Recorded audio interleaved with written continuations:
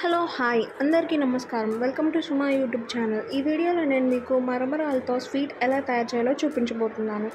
ముందుగా ఒక 2 కప్పుల మరమరాలను ఇలా వేసుకొని కొంచెం ఫ్రై చేసుకోవాలి. ఎందుకంటే అవి కొంచెం మెత్తగా ఉంటాయి కదా, ఇలా ఫ్రై చేసుకోవడం వల్ల కొంచెం మనకి కరకరలాడే విధంగా తయారవుతాయి.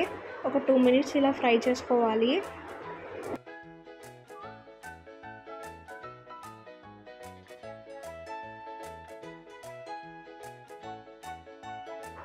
ఇలా మరమరాలని ఫ్రై చేసుకున్న తర్వాత మనం మిక్సీ జార్లోకి వీటిని యాడ్ చేసుకుందాం.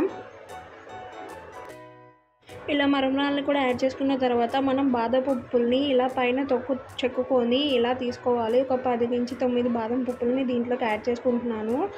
కావాలంటే మనం దాంట్లోకి జీడిపప్పును కూడా యాడ్ చేసుకోవచ్చు. అలాగే దీంట్లోకి ఒక అరకప్పు పంచదారని కూడా యాడ్ చేసుకుంటున్నాను. తర్వాత ఒక 2 యాలక్కాయలని దీంట్లోకి యాడ్ చేసుకుంటున్నాను.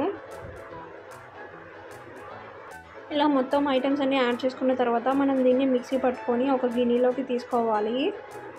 ఇలా మనం గిన్నెలోకి పౌడర్ అంతా తీసుకున్న తర్వాత దాంట్లోకి కొంచెం పాలను యాడ్ చేసుకుందాం. మరి ఎక్కువ పాలైతే పట్టవండి, చూసుకొని మనం కలుపుకోవాలి, లేకపోతే పలుచగా అయిపోతుంది.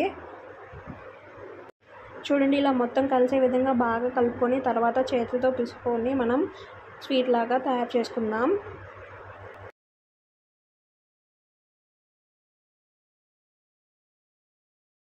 ఇలా తగినన్ని పాలు మనం వేసుకొని ఒక ముద్దలాగా అయ్యేదాకా చేసుకున్న తర్వాత మనం ఇలా చిన్న చిన్న పీసెస్గా కట్ చేసుకొని సర్వ్ చేసుకుంటే ఎంతో రుచికరమైన మరమరాలతో స్వీట్ మనకి ఈజీగా 5 మినిట్స్లో రెడీ అయిపోతుంది.